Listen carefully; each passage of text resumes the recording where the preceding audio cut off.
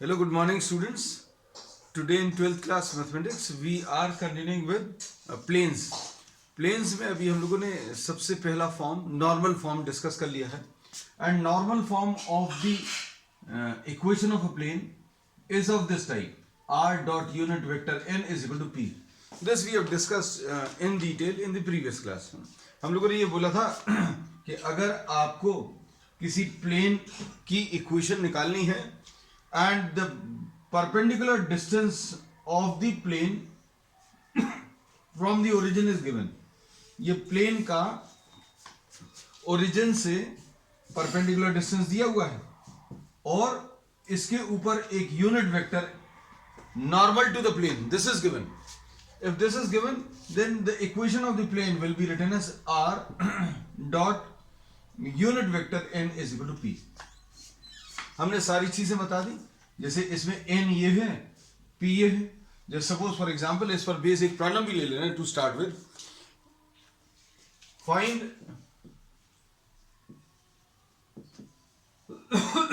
Equation of the plane perpendicular to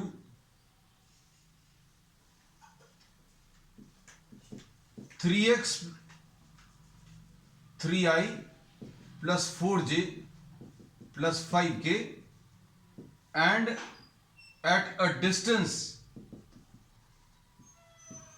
20 units from the origin. तो अब हम लोग इसको कैसा लिखेंगे? इसको लिखने का तरीका यही रहेगा. Perpendicular distance from the origin is given, तो आपको p मालूम है. Perpendicular distance from the origin this is given. अब नॉर्मल टू द प्लेन दिया है. अब नॉर्मल टू द प्लेन में लेकिन हमें यूनिट वेक्टर चाहिए पड़ता है. तो is this a unit vector? If this is a unit vector then the magnitude of this vector should be equal to 1. तो अब हम लोग चेक करके देखेंगे भाई अगर ये इसका मैग्नीट्यूड 1 आ रहा है then this will be a unit vector. तब आप हम इसको डायरेक्टली यूज कर सकते हैं. तो ये कितना आ जाएगा इसका मैग्नीट्यूड? ये आ जाएगा under root of 3 square magnitude निकालने का तरीका plus 4 square and plus 5 square. और ये कितना आ जाएगा इसको सॉल्व करने पर? ये 25 plus 25 this will be what 50. So this will be 5 root 2. So the magnitude of n is equal to 5 root 2. मतलब ये एक यूनिट वेक्टर नहीं है. तो यूनिट वेक्टर निकालने का तरीका क्या है? यूनिट वेक्टर अगर निकालना है तो वेक्टर n डिवाइडेड बाय उसका मैग्नीट्यूड. तो वेक्टर n अभी हम लोगों को मालूम है कितना है 3i plus 4j plus 5k divided by magnitude of n. ये निकाल ही चुके. अब क्या आएगा? इक्वेशन r dot unit vector n 3i plus 4j and plus 5k upon magnitude of n. तो मैग्नीट्यूड ऑफ n कितना बच्चों? 5 root 2. This is equal to perpendicular distance and perpendicular distance is 20. This will be the answer. बहुत ज्यादा tough नहीं है, कुछ ही equations है और वही बार बार यूज होनी है. इसमें बहुत ज्यादा वेरिएशंस प्लेन्स में या 3D में इनफैक्ट नहीं मिलने वाले हैं. और ये बहुत सॉलिड मार्क्स रहते हैं. बहुत कम मेहनत में आप अच्छा स्कोर कर सकते हैं क्योंकि इसमें टाइप ऑफ क्वेश्चन जो बोर्ड में मिलने वाले हैं वो भी लगभग फिक्स रहते हैं. अब चलो, अब नेक्स्ट टाइप इसमें अभी हम लोग जो डिस्कस करने वाले हैं इसका स्केलर फॉर्म. तो स्केलर फॉर्म कैसा आया था? यूनिट वेक्टर n को अभी हम लोग कैसा लिख सकते हैं? li plus mj plus nk ऐसा लिख सकते हैं. और r ये तो जनरल पॉइंट होता है तो ये आ जाएगा xi plus yj and plus zk ऐसा लिख लिया. अब r डॉट n मतलब xi plus yj plus zk dot li plus mj plus nk is equal to p. हम लोगों ने क्या लिख लिया? r लिख लिया और यहां पर लिख लेना है r dot unit vector n is equal to p. All these concepts we have discussed in the previous class. सिर्फ रिवाइज करा रहे हैं. तो ये आ जाएगा lx plus my plus nz i वाले नंबर्स मल्टीप्लाई कर लो, components along the x direction, ये मल्टीप्लाई कर लो, lx फिर इसके बाद plus m y plus n z is equal to p. This is the Cartesian form of the plane. X y z में कोई लीनियर इक्वेशन अगर दी हुई है then this will be representing a plane. अब इसमें जरूरी नहीं है ये यूनिट वेक्टर हो. अगर ये यूनिट वेक्टर नहीं है तो हम लोग क्या करने वाले हैं, ये भी अभी हमने आपको बताया था कि आपको ये वाले टर्म्स को चेक करना है क्या ये यूनिट वेक्टर है. अब इसमें इसी प्रॉब्लम को अगर अभी हम लोग सॉल्व करते, ध्यान से देखना, कार्टेशियन फॉर्म, इसमें x i plus y j plus z k dot 3i plus 4j plus 5k divided by 5√2 is equal to 20. अभी कितना आ जाएगा 3x plus 4y plus 5z is equal to 100√2. तो बच्चों ये इसका कार्टेशियन फॉर्म है. This is what the Cartesian form of the line.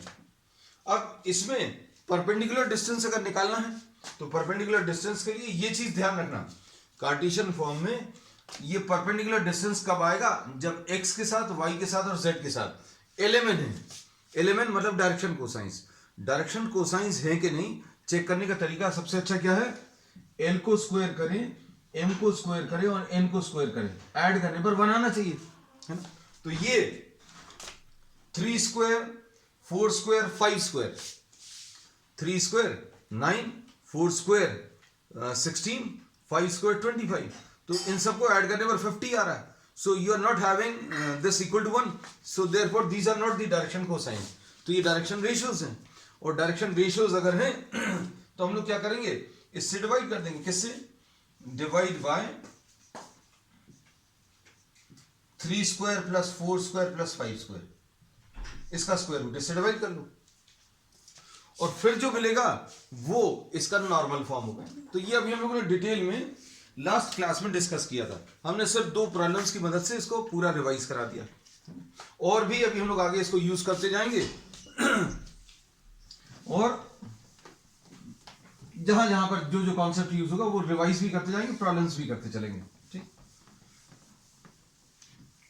तो अब हम लोगों को ये पता चल गया था लास्ट क्लास में कि any linear equation in x, y and z will be representing, this represents equation of a plane. ये equation of a plane represent करता है. अच्छे सुनना, 2 ही तरीके के प्रॉब्लम्स बनेंगे, दोनों तरीके के अभी हम आपको इसमें सम अप करके फिर से बता रहे हैं. This is equation of a plane. इसमें a, b and c are the direction ratios, drs of the perpendicular to the plane, या फिर नॉर्मल टू द प्लेन ऐसा बोल सकते हैं. These are the drs of normal to the plane, direction ratios of normal to the plane. अब हम लोगों को इसमें परपेंडिकुलर डिस्टेंस अगर बताना है, ये नोट करके रख लेना अच्छे से. अगर इसमें परपेंडिकुलर डिस्टेंस बताना है then divide both sides by under root of a square plus b square plus c square. तो a x upon a square plus b square plus c square plus b y upon under root of a square plus b square plus c square plus c z upon under root of a square plus b square plus c square is equal to d upon under root of a square plus b square plus c square. तो ये तो देखो बच्चों, अभी हम लोगों ने क्या किया है, डायरेक्शन रेशियोज को डायरेक्शन कोसाइंस में चेंज कर दिया. तो एक्चुअल में ये क्या मिल रहा है, ये L आ गया, ये y के साथ जो है m है और z के साथ जो है वो n है. अब ये जो नंबर आएगा बच्चों, ये परपेंडिकुलर डिस्टेंस आ जाएगा. This will be the perpendicular distance. If this is positive, है ना, पॉजिटिव नहीं है तो पॉजिटिव बना लेना। और DCs direction cosines a upon under root of a square plus b square plus c square, direction cosines of the normal b upon under root of a square plus b square plus c square and c upon under root of a square plus b square plus c square। ठीक, अब इसके बाद दूसरा form क्या होगा, r dot n is equal to q। इसमें normal to the plane, this is normal to the plane, this is normal to the plane. इसमें भी अभी हम लोग क्या करेंगे, divide both sides by magnitude of n। ये जो वेक्टर यहां पर लिखा है उसके मैग्नीट्यूड से डिवाइड कर दो। अब r dot n upon magnitude of n is equal to q divided by magnitude of n। तो ये स्टैंडर्ड फॉर्म आ गया। चलो अब नेक्स्ट कॉन्सेप्ट लेते हैं बच्चों आज का। नेक्स्ट है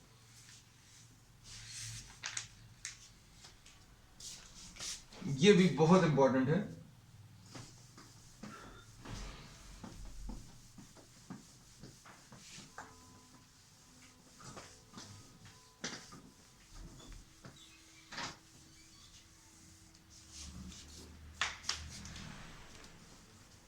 equation of a plane, equation of a plane passing through a point A जिसका पोजीशन वेक्टर दिया हुआ है, and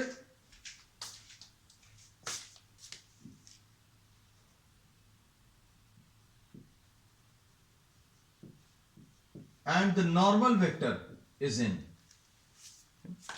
तो ये अभी हम लोग डायरेक्टली पहले बता दे रहे हैं भाई इक्वेशन है क्या, फिर निकाल के बताएंगे। अगर आपको किसी ऐसे प्लेन की इक्वेशन बतानी है जो ए पॉइंट से पास हो रहा है तो अभी हम लोग क्या करेंगे, r माइनस ए लिखेंगे, और ये किसके परपेंडिकुलर है वो भी दिया हुआ है, ये यूनिट वेक्टर नहीं है बच्चों। तो r minus a dot n is equal to 0, this is the answer. ये कैसे आया ये भी अभी हम लोग आज डिस्कस करेंगे, स्टार्टिंग में सिर्फ बता दे रहे हैं। अब ए पॉइंट के कोऑर्डिनेट्स अगर x1 y1 z1 दिया है और ये नॉर्मल वेक्टर जो है इसकी डायरेक्शन रेशियोज a b और c हैं, दोनों फॉर्म्स में चलेगा बच्चों। हम लोग 3D में एक वेक्टर फॉर्म रहेगा और एक कार्टेशियन फॉर्म, सब जगह अभी हम लोगों ने लाइंस में भी ऐसे ही कुछ किया था, पहले वेक्टर फॉर्म बताया फिर उसके बाद अभी हम लोगों ने कार्टेशियन फॉर्म। तो इसका कार्टेशियन फॉर्म कैसा रहेगा, a into x minus x1 plus b into y minus y1 plus c into z minus z1 will be equal to 0। This is what, this is the equation of a plane which passes through x1 y1 z1। x1 y1 z1 से पास हो रही है और किस vector के perpendicular है, उसके direction ratios a b c है, तो ए बी और सी ये बाहर लिखे जाएंगे। अब इसका डेरिवेशन देख लो। Now we try to see the derivation. Suppose this is a plane, ये बच्चों एक प्लेन दिया हुआ है और इसके ऊपर एक नॉर्मल वेक्टर दिया है। अब नॉर्मल टू द प्लेन अगर दिया हुआ है, suppose this is the normal vector, ये नॉर्मल टू द प्लेन दिया, तो नॉर्मल टू द प्लेन बच्चों बहुत सारे प्लेन्स पॉसिबल हैं। हम लोग बोलेंगे इसके परपेंडिकुलर अगर आपको प्लेन्स बताने हैं तो बहुत सारे प्लेन्स पॉसिबल हैं। तो किसी एक स्पेसिफिक प्लेन को डिफाइन करने के लिए अभी हमने बोल दिया कि ये इस पॉइंट ए से पास हो रहा है, इस पॉइंट ए का पोजीशन वेक्टर अभी हम लोगों ने ए बोल दिया और ये नॉर्मल वेक्टर है, ये याद रखना। अब हम लोगों को किसी प्लेन के ऊपर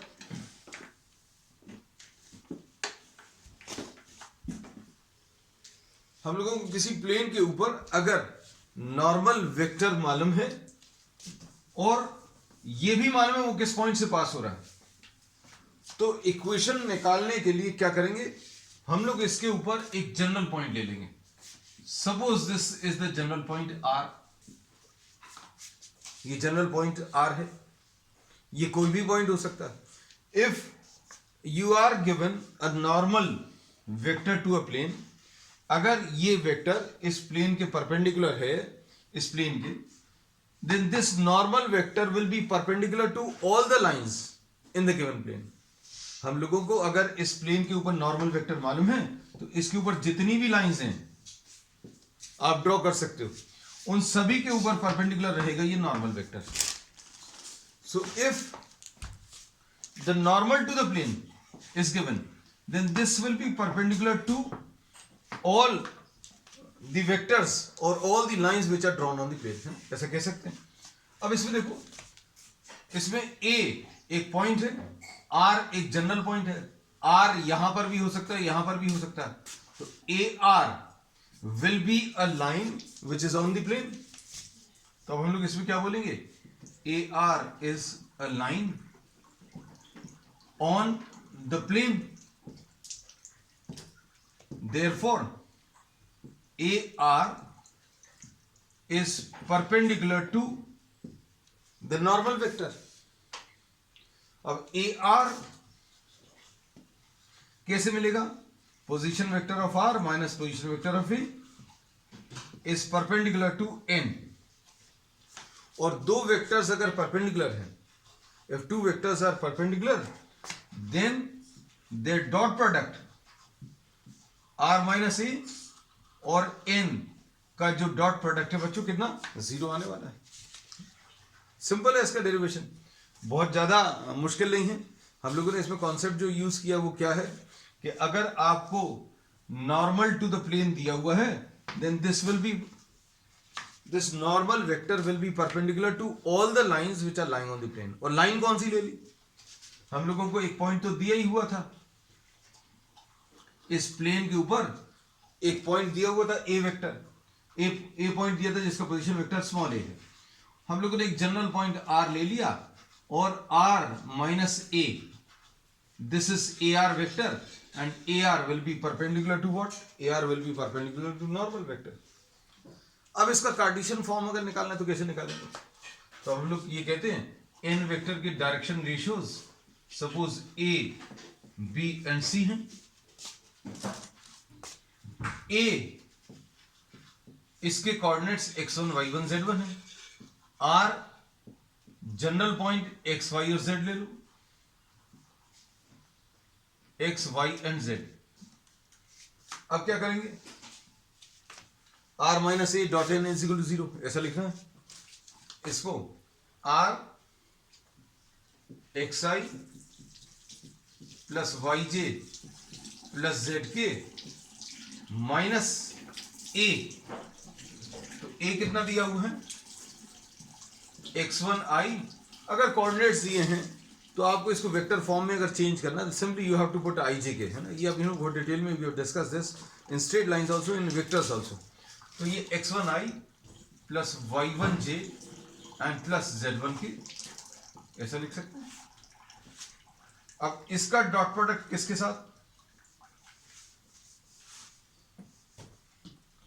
इसका डॉट प्रोडक्ट n के साथ. तो n क्या दिया हुआ है, n के डायरेक्शन रेशियोज दिए हुए हैं और ये हैं ai plus bj plus ck is equal to 0. अब ये कितना आ जाएगा सॉल्व करने पर बच्चों, x minus x1 i plus y minus y1 j plus z minus z1 k. इसका डॉट प्रोडक्ट किसके साथ, ai plus bj plus ck, इसके साथ dot product is equal to 0. अब क्या करेंगे, ये आ जाएगा a into x minus x1, i वाले टर्म्स मल्टीप्लाई कर लिए, x कॉम्पोनेंट्स, फिर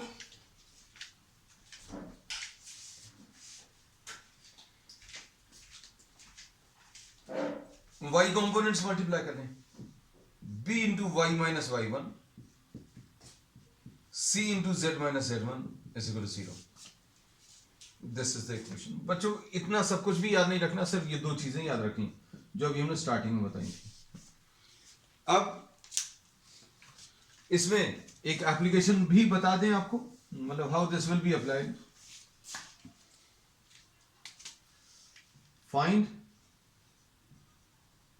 the equation of a plane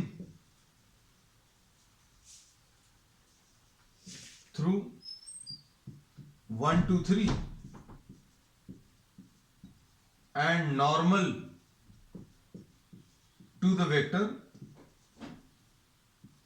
whose direction ratios are 4 5 and 6।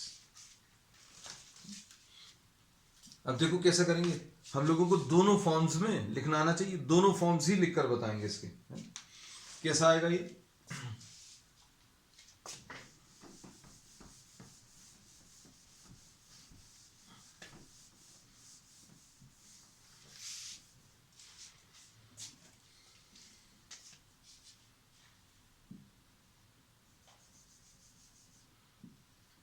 a into x minus x one.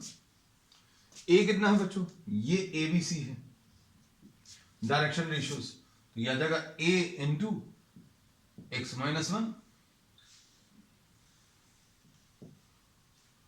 Plus b into y minus two plus c into z minus three is equal to 0। x1 y1 z1 these are the coordinates of the point, x1 y1 z1 these are the coordinates of the points through which the plane is passing। अब a b c की values रख लो बच्चों, ये a है, ये b है, ये c है, तो याद आएगा 4 into x minus one plus b कितना है 5 into y minus two plus c, तो 4x minus 4 plus 5y minus 10 plus 6z minus 18, तो यह आ जाएगा 4x plus 5y plus 6z is equal to कितना आ जाएगा 4 प्लस 10 प्लस 18। तो ये सॉल्व करने पर 4x plus 5y plus 6z is equal to ये कितना आ जाएगा 4 प्लस 10 14 और 18, 14 प्लस 18 बच्चों कितना 32। तो दिस इज द आंसर। तो अब हम लोग करते क्या है, करने का तरीका ये याद रखना, ये x1 y1 z1 अभी हम लोग अंदर लिखेंगे, नॉर्मल वेक्टर कहां पर मिलेगा, ये बाहर मिलेगा a b and c। अब देखो इसमें नॉर्मल वेक्टर अभी भी हम लोग बता सकते हैं, x के साथ जो नंबर है, y के साथ जो नंबर है और z के साथ जो नंबर है 4 5 and 6, ये देखो।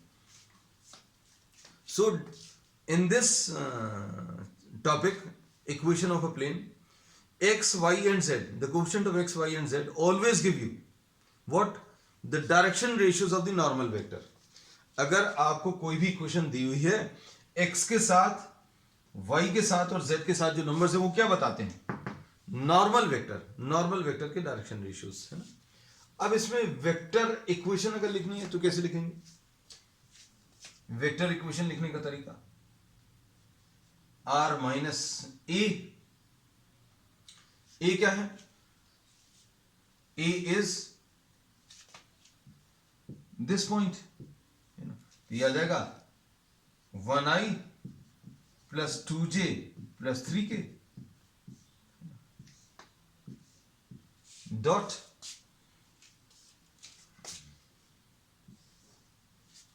फिर इसके बाद n vector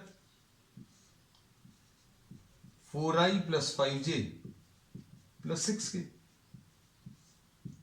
is equal to 0। अब इसको कैसे लिखेंगे, इसको लिखने का तरीका या तो इसको ऐसे ही छोड़ सकते हैं कि भाई ये a वेक्टर है, ये n वेक्टर है, और अगर आपको सिंप्लीफाई करना तो सिंप्लीफाई करने के लिए हम लोग इसको ऐसा लिख सकते हैं कि r डॉट, इसको अभी हम लोग अंदर मल्टीप्लाई कर ले रहे हैं, 4i plus 5j plus 6k minus this dot this, तो यह आ जाएगा 1i plus 2j plus 3k dot 4i plus 5j and plus 6k।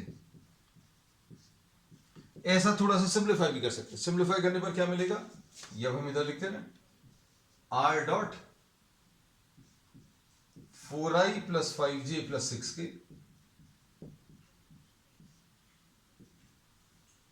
Minus इन दोनों का डॉट प्रोडक्ट कितना आ जाएगा, 4 plus 10 plus 18 is equal to 0। तो r dot 4i plus 5j plus 6k is equal to 32. This is what you get finally. तो ये इसका आंसर आ जाएगा। तो r dot 4i plus 5j plus 6k is equal to 32। ये देखो, इसको भी अभी हम लोग डायरेक्टली किस फॉर्म में, वेक्टर फॉर्म में चेंज कर सकते थे, है ना। ये देखो बिल्कुल ऐसे ही आएगा, ये xi yj zk और 4i 5j 6k यही लिखा हुआ is equal to 32। ठीक, अब इसके बाद नेक्स्ट है equation of a plane in the intercept form. Intercept form बच्चों जैसा लाइन में था बिल्कुल वैसा ही है।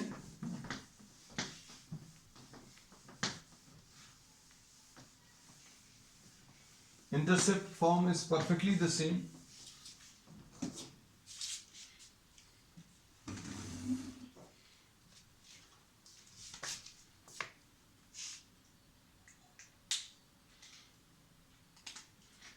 General equation of the plane, equation of plane ax plus by plus cz is equal to d. This is the general equation of the plane. Suppose x-intercept, suppose the x-intercept is a, x-intercept is a, y-intercept is b and z-intercept is c। इसको अभी हम लोग कुछ और भी लिख सकते हैं, suppose you can write this as p q r. वैसे अभी हम लोग intercept form of the line कैसी रहती थी, x upon a plus y upon b is equal to 1। If you extend this to 3D तो इंटरसेप्ट फॉर्म ऐसा expected है, y upon b plus z upon c is equal to 1। Now we try to see, अगर ये x intercept है मतलब क्या है, ये point of intersection of the plane with the axes, है ना। जैसे सपोज फॉर एग्जांपल ये एक्सेस है और कोई प्लेन आपको ऐसा दिया हुआ है and this is the plane. तो ये एक्स एक्सिस पर जहां पर कट कर रहा है उस पॉइंट के कोऑर्डिनेट्स कितने आ जाएंगे, इस पॉइंट के कोऑर्डिनेट्स अभी हम कह सकते हैं बच्चों कितना आएगा, a, 0, 0 और इस पॉइंट के कोऑर्डिनेट्स कितने आ जाएंगे 0, b, 0 और z एक्सिस का 0, 0, c, ऐसा लिख सकते हैं।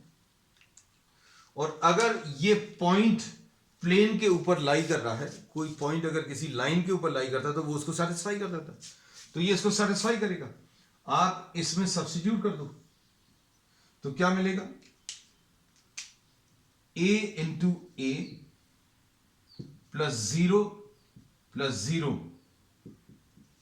Is equal to d. इससे a की वैल्यू बच्चों कितनी मिलने वाली है, a की वैल्यू d अपॉन a, ऐसा कुछ मिलेगा। अब इसको सब्स्टिट्यूट करो इसके अंदर तो क्या मिलेगा, x की जगह 0 रखो तो 0 plus b into b plus 0 is equal to d। तो b की वैल्यू d अपॉन b मिलेगा। ऐसी c की value similarly this will be d upon c। अब ये ए बी सी की वैल्यूज रख दो यहां पर, आंसर आ जाएगा। ये आ जाएगा ए into D upon a plus B into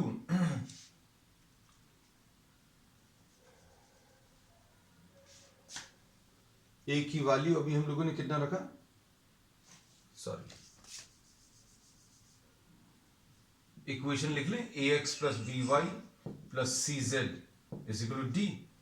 इसमें ए की value is d upon a into x plus b की वैल्यू कितनी है बच्चों, d upon b into y plus d upon c into z is equal to d. अब कितना आ जाएगा, डी पूरे में से कैंसिल होगा तो x upon a plus y upon b plus z upon c, this is equal to 1। This is what the intercept form of the plane है। तो ये सब कुछ बिल्कुल वैसे ही है। अब हम लोग यही कह सकते हैं स्ट्रेट लाइंस जैसा ही सब कुछ मिलेगा। अब आगे का बाकी स्लोप इंटरसेप्ट फॉर्म, ये 2 पॉइंट फॉर्म, उससे तो काफी अलग है। इसमें हम लोगों ने जो लाइंस ली थी, लाइंस का तो इक्वेशन जो है 2D और 3D की काफ़ी अलग थी, लेकिन प्लेन्स में अभी हम लोग बोलेंगे काफ़ी सारी चीज़ें बच्चों मिलती जुलती हैं। प्लेन्स 3D का और 2D का लाइंस, बहुत सारी चीज़ें जो है सिमिलर टाइप की रहेंगी। तो जो आज के लिए इतना ही, we will continue with the problems on the next one. That's all for today.